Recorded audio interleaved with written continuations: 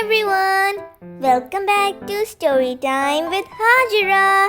Today we are reading Sesame Street, Have Yourself a Furry Little Christmas. So, let's get started.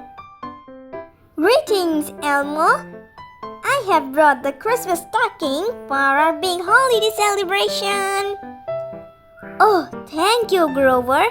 It's beginning to look a lot like Christmas around here. Everyone is making something for the party. Can Grover help Elmo collect everything? Certainly! We shall put it on my trusty Santa sack. Just call me Santa Grover.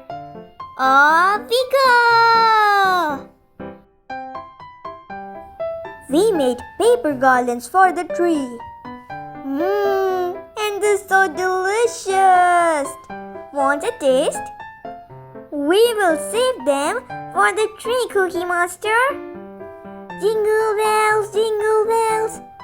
This will be terrific when we sing our Christmas carols. Ho ho ho to you, Santa Grover and Elmo. When Curly wakes up, we'll bring warm apple cider for everyone. Ooh, we're going to have a yummy time. Does anyone know where I can find a sleigh? You got here just in time. I just finished making presents for everyone. Thanks, Big Bird. That's so nice of you. These snowflakes are perfect. Look, Grover, it's snowing. And look, who has come dashing through the snow? Elmo, Grover, look what I made for the top of the tree. We have everything we need for our celebration. But Elmo thinks there's something else that's very important.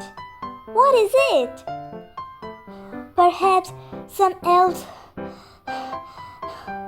and a few reindeer. Now, Elmo knows what Elmo was trying to remember. The most important part of Christmas is sharing it with people you love. It will be a white Christmas!